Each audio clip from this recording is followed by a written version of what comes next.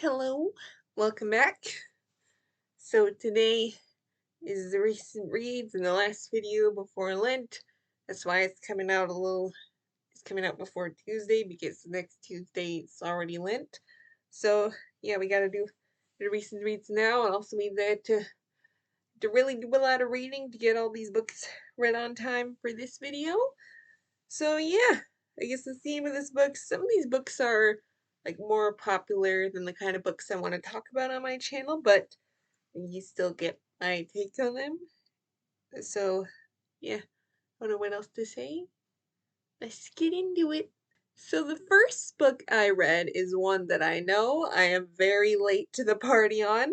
I actually wanted to read it around the time that it first came out because it sounded very interesting, but since my reading choices was limited to the school library at the time, I couldn't really read it. And then starting this journey, realizing, oh, I can read whatever I want, but I kind of forgotten about it. Well, I think one time I tried to see if I could buy it, but then realized it's expensive. But then later I thought, oh, I could probably get it from the library. So I went to put it on hold on Libby, but then it was like a several months wait. But it finally came in around the time that I wanted to read Under the Tides, which I talked about in my last recent reads. So I read this one afterward, and that is the book I'm Glad My Mom Died by Jennette McCurdy. And I know my mom watches these videos and I want to speak to her. I know the title is shocking. Stick with me. So we all know Jennette McCurdy. She's most known for her roles on the Nickelodeon shows iCarly and Sam and Cat. But what we find out in this book was that acting was never really her dream. It was her mom's dream. Her mom wanted to be an actress, but it obviously didn't work out for her. So she pushed her daughter into it, and she blatantly wanted to live vicariously through her daughter. She was not a good person and she was abusive and like all these things that we find out in this book. So yeah. One thing I was surprised to learn in this book was that Jennette McCurdy grew up Mormon. So like and it's like and then like a few months ago I also read The House of My Mother, which is by Sherry Frankie, and of course they're obviously Mormon. So it's like, what are the odds? I don't read a lot of memoirs, but the two ones that I have read in the last 4 months were both from women who grew up Mormon. But what's up with that? So this book I decided not to rate because of content. So the first half or so, I would say, is fine and is pretty interesting. But then after that half, there's all of a sudden F-bombs, which I guess it kind of makes sense because the first half she was a kid and then she's more growing up and after that. And then there were also 4 scenes that I felt like I had to skip over. Now, maybe those scenes wouldn't be considered spice, but I just can't risk it. And there's also some kind of disparaging things said about Christianity, which I didn't appreciate. So, first, before doing this video, I kind of wanted to see if I could find interviews of Jennette McCurdy to see if if the important stuff is out there, so that you don't have to read this book. But I didn't like that, so I don't know what to do with that. But can't recommend this book, so that's that. Moving on. So the next book I read was The Bright Unknown by Elizabeth Byler Younts. So this book follows Brighton. She's a girl who grew up in an insane asylum because her mother was not well. So yeah, she grew up there and she was practically raised by this nurse who gave her an education and like all these things.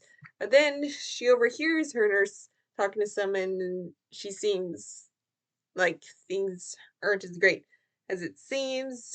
And then stuff happens. So this book is about Brighton's life and her escape from the asylum and like all these things. So yeah, this is by the same author who wrote The Solace of Water, which if you've been around, you've heard me talk about The Solace of Water enough. And I wasn't sure if I would like this book as much because I thought Solace of Water was just a special book because it got me out of the I need to be drawn in to really like it phase. But now after reading this book, Now I want to read Elizabeth Byler Younts to zero. Yes. Yes, this book is very good. One interesting aspect of this book is Joanne's character, because like throughout this book she causes our main character like deep hurt, but she also does so much for her, and you see Brighton kind of grappling with that. So yeah, it's a very interesting thing to tackle. And this book also has the beloved trope of childhood friends to lovers, which I'm still, I'd say, indifferent to most romance tropes, although I think I am enjoying romance more recently, but still indifferent to most tropes. And I think, so I, so yeah, I'm not really sure, but I think this case, it was a well done depiction of childhood friends to lovers. So yeah, there's that. One interesting thing about this book that kind of led me to realize a historical fact that people don't really talk about. So this book takes place during the time of World War II, but I wouldn't say it's a World War II book. And it takes place in the US. So one comment that was made by a character, and I can't talk that much about this character, they're saying that they think they're going to be fired because they are German. So, and I thought that was interesting because, like, we talk about how, like, the Japanese were treated during World War II and how they were put in internment camps and stuff, but we don't talk about how German Americans were treated. And I did some research, and it turns out German Americans were also put into internment camps. They don't teach you that in school. Well, I guess because they're white and the Germans were the big baddies of World War II. I guess it's just not worth mentioning. Am I right, guys? Right, so yeah, that was interesting. The one thing I wasn't too sure about, with the ending of this book, I was a bit confused on what was going on, and I had to, maybe I feel like throughout this video, I think I've learned that I need to read more carefully, because I had to look up reviews to figure out what is actually revealed in the end. So one thought I had about this book was that it could be, it's not often that I think, oh, this book should be a movie, but I really think this book should be one, because the way it, I don't know, some things about it, it reminded me of like a movie. It kind of flowed that way, and also I think it would be an amazing film as long as it's done right. So for content, I might have to refer back to my review on Goodreads, but I think it's relatively clean. Like, there's kind of just kisses and maybe just mentions of things not great. I think the more content is that this is more of like a heavier book, like obviously with the insane asylum and how the patients were treated back then and stuff like that. That's kind of the more content to be concerned about. So very glad to have read this book, and again, hope to read Elizabeth Byler Younts to zero. So yeah. The next book I read is the Christy Miller Collection, Volume 4. So, since this is pretty far into the series, I obviously can't talk about the plot, though I will say something that people in the series are probably hoping for a while finally happened in this collection. Like, this was a slow burn if I ever saw it. Although maybe not quite the same as a slow burn, because sounds like they started liking each other early on, but just didn't become a thing until this point in the series. But it happened a little earlier in the collection than I expected. So there's some things that happens during this. Like, so this book, so the rest of the collections of the series, I think were 3 stars. Yeah, the 3 stars. But this one, I bumped it up to a 3.5 purely because of the emotional roller coaster that this book was. I still think Volume 3 is still my favorite in the series so far, but this one is pretty good. So the main comments I have on this on this collection are actually all have to do with different characters. So, and I feel like I still don't know if I'd be a character-driven reader, but I still have comments on characters. So the first character I want to talk about is a new character introduced in this part of the series, and that is Fred. I'm not sure how many people are going to get this reference, and even the show that it comes from. It was before my time. I only saw episodes on my own when I was a teenager. But Fred Fred kind of reminds me of Brainy from Hey Arnold. The only difference being Brainy didn't really talk much, and Fred has quite a bit to say. And then the next character, this character wasn't in this collection, but they still talk about things he did. Rick. How I ever thought that this guy was not that bad, I don't know how that happened. And then Katie, which I already talked about in me talking about volume 3, but still more pronounced in this book. The parallels between Katie and someone I knew are like insane. And it made me question my past relationship with that person. So, yeah, that's interesting.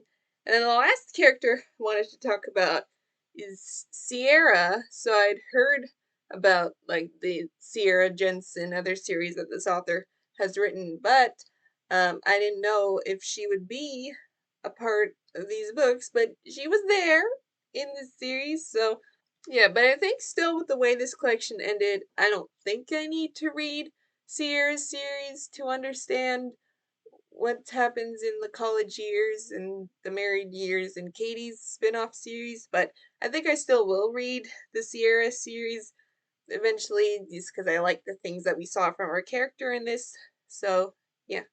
So I guess for content for Christy Miller collection, like still with Robin Jones Gunn still pretty good for content. Like I think there's just kisses and I think there's references and talks to things. Like there's one point where someone says, "Oh, so and so said you were easy," and you know what that means. But other than that, there isn't really that much of note.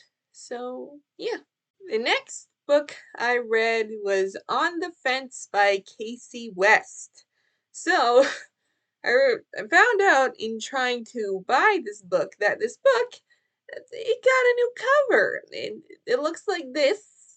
So yeah, I guess they're trying to go for more of the style of romance covers nowadays, but I will say I much prefer the old cover because it feels more 2014, which is when this book was published, and I'd like to get into that vibe more. So this book follows Charlie. Is she's 16, she's a tomboy, part I think mainly because she was primarily raised by her father. Her mother died when she was young, and also the fact that she has 3 older brothers and also hangs about and also she has her neighbor and honorary 4th brother Braden. So she's like tomboy, all into sports and all that things. But then in order to pay off a speeding ticket, she has to get a job, and through this job, she's introduced to the more girly kind of world. And so with all the stuff she's going around, she ends up starting these chats over the fence with her neighbor Braden. And since this is a romance book, you can probably figure out where it goes from there. So on this being a romance book, the tropes, I guess you could say friends to lovers, that's what it's officially categorized. And I guess you could also say this is brother's best friend. So, yeah, here's that. So with the main character Charlie, I liked her pretty much. I thought she was interesting. She kind of reminded me of a movie character, although it's hard for me to place which character that is. I think the only thing that I could think of was Sandra Bullock's character in Miss Congeniality. So yeah, there's that, although they're not I guess, I guess maybe they're more similar than I thought. So, yeah, that's interesting. So this book kind of reminded me of another book called the other book is The Truth About Forever by Sara Dessen. That one, um, I again one of those books that I kind of wrote off because I wasn't drawn in. Although looking back on it, like it was interesting, and I'd kind of wished I could consider more of the other aspects instead of just being dismissed because I wasn't drawn in. I'll definitely have to give Sara Dessen another chance in the future. But anyways, so this book kind of reminded me of that book with like the main girl and the main guy playing a game, and I guess the interesting characters, although maybe less so interesting characters, although then maybe that's going off what I read from the reviews because people don't think the characters were that well done in this book, but I don't know. So yeah.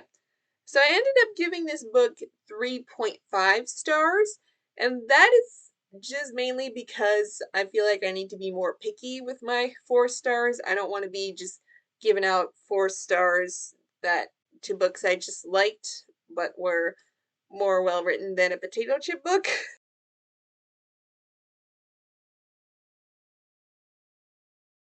Yeah, I mean, maybe I'll bump it up to a 4 star eventually, but we'll see.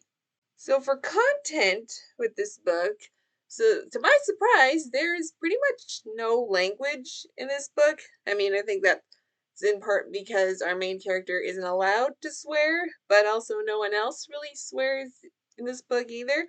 So yeah, there's that. In terms of romance content, there seems to be just kisses. I do want to talk about one scene, not to give a warning, but just to like ease your discomfort if you plan to read this book. There is a scene where Charlie and a boy go into a hot tub, but nothing really happens other than kissing. And I mean, I guess maybe some people might describe it as a makeout, but like nothing else happens other than that. So I just wanted to give that. The only content thing that I didn't really care for, but this is more like spiritual content, I guess, is talk of auras. When she starts this new job, the like shop owner like is talking about auras a lot. And at first I was kind of like, okay, well, I guess that's just her character. But then by the end of the book, Charlie is talking about auras, and I was like, I don't like this. So there's that. So yeah, this is overall a pretty good book. But I'm not sure if I'm gonna read more of Kasie West's books. Because so she is kind of known for making clean romances, clean YA romances, right? But she came out with an adult romance last year, and from what I've heard, it is spicy. And it got me thinking of this thing because I don't think about this, like, not just with Kasie West, but another author that I think of when it comes to this is Lynn Painter. She's known for making no spice. Well, maybe not known for, but she would make no spice YA romances. And I say no spice and not clean because Lynn Painter's books, and again, I forgot to say earlier, I haven't read any Lynn Painter books. This is just going off of what I've heard. But apparently Lynn Painter's books, like, they do have language, sometimes to the point where some people think the books shouldn't even be considered YA. But still, her YA books are no spice. But then she also makes adult romances, and from what I've heard, like, the first half is fine, but then the second half is just constant sex. So the point that I'm trying to make with like these two authors is like, we know that you're capable of writing good, clean romances for the young adult market, so why has that got to stop at the young adult market? Why can't you bring that same energy into the adult market, or at least just make it closed door instead of like spicy, especially since when it comes to adult romance, there's not a lot of clean options. I mean, we got Christian fiction, which is great, but not everyone who wants to read clean fiction is Christian. And then we got self-published rom-coms, which can be fun, but you don't always know if the writing will be as quality. And then when it comes to the mainstream adult romance, I mean, what what clean options do readers have other than Catherine Center? So yeah, so I'm not sure, but I mean, I already bought this book after Kasie published her adult romance, and there are some of her books that I could get from the library. So I guess we'll see what happens with that. And then we got another book with a title and a half. And that book is I'd Tell You I Love You, but Then I'd Have to Kill You by Allie Carter.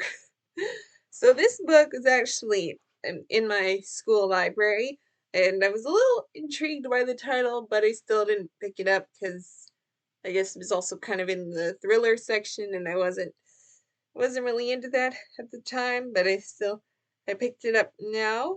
So this book follows Cammy, and she goes to this private school, and a lot of people seem they're kind of advertise it, and a lot of people seem to think that this is just a private school for snobby rich girls or whatever. But what people don't know and what they can't know is that the school is actually a school for spies, to train spies. So yeah, they learn all these things to help them be spies, and when they go around to kind of practice mission, Cammy runs into a normal boy, and then her and her friends kind of develop this mission to find out about romance, I guess. So this was what I was kind of referring about, where my 3 stars would normally be like, this is what I would call like a potato chip book, because it's just fun, but it's like it's kind of the best, like a solid 3 star, which is what this is. So, but yeah, this was a good time. And I guess one character that I liked from this book would be Liz, one of Cammy's friends. She kind of reminded me of Eliza from the Carter House Girls, but I guess the more that I think about it, the only really similarities between those two is that they're both blonde and southern. But yeah, she was fun. So yeah, I don't have much else to say other than that. So for content in this book, there is like an implied B word. Like it kind of starts with the first letter, but then the rest is censored out. And it was like, oh yes, this person said the B word, but like the word isn't actually in there, but it's implied. So there's that. And then another content piece that I didn't care for is that there is talk of mooning. So do with that what you will. But other than that, like just kisses and not that much language. So that's about that. Oh, so yeah, this is the start of a series, and with it ended, I mean, I kind of want to know what's going on in the rest of the series, but I don't know if I'll continue. I guess we'll have to figure that out. So yeah. So the last book I read for this video is Coral by Sara Ella. So well, before we talk about this book, I wanted to say that this book is not a light-hearted mermaid book. Like, I'm sure many people could figure that out, but I just wanted to say that. So like pretty much every part of this book is like filled with like trauma and like sad things.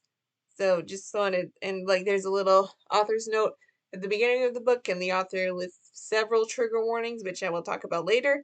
So yeah, just wanted to like, I mean, I already kind of knew it was gonna be heavy, but I just wanted to know, like just make sure that you know that's like you know what you're getting into.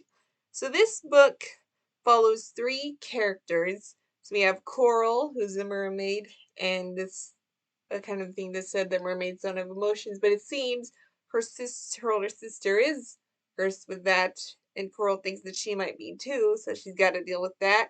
And then we have Brooke, who is like depressed and like all these things, and she's been sent to this group therapy home, and she meets a girl there, and she's still resistant to the help. So, and then there's Merrick, who has a controlling dad, who's what really wants him to be like all these things and get with this girl, but Merrick doesn't really want to do that. And then his sister's not doing well, and then his mom leaves, so he wants to find her. But then these stories kind of combine, and can't really say that much more than that. I wish I could give you the true synopsis of this book, but it would most definitely be spoilers. So there's that. So this book is categorized as a fairy tale retelling, but I think the more accurate term would be a reimagining. Yes, there's trauma on every page, and it's also has a very interesting relationship to like writing and writing stories. Like there's one quote that describes writing as bleeding out, which, oof. So this one, I'm not sure what to rate this book as well, because yeah, there's some things about it. So this story is very well done. Like it's a very well done story, like good quotes and like all these things, and the twists of like what the story actually is, I think was also pretty good. But then there's also some main things that I'm not so sure about. So there is kind of several mentions of like self-love kind of thing in here, and well, in the past, there have been some books with that, and I've kind of been able to overlook it and still enjoy the story. Sometimes I'm not sure if I can overlook it in the case of this book. So there's that. And then another kind of theme of the story is kind of people I thought were villains maybe aren't that way. So we have, like, I guess the equivalent to the Sea Witch is kind of turns out is not a bad person. So, and I mean, she doesn't really do anything bad in the story, but I guess just that she's associated with the Sea Witch is where I'm a little like about. And then another character who we kind of think we're not supposed to like, then it kind of wants us to think later, oh, they're actually not that bad. And I was like, I don't know about that. Yeah, I'm not really sure what to do with that. So, yeah, maybe I'll come up with a rating eventually, but we'll see. So for content, at first I thought this was just kisses, and this is where I'm like, maybe I need to read things more carefully, because one of the review I saw said there's like a heavy makeout in this, and I was like, I don't remember that, but I did want to mention it here, just so you know, in case you're partial to that, but I don't think there's anything beyond that. So now that I gotta pull up my review or what the author said on Goodreads to give you the triggers. Alright, so the triggers for this book are suicide, self-harm, emotional abuse, anxiety, depression, PTSD, EDs, and unwanted / non-consensual advances. So, oh yeah, with the content warning, it's like, I don't know, it's not really like described or graphic, and it's kind of just said afterwards that he wanted something, but then in the moment, it's like, I don't know.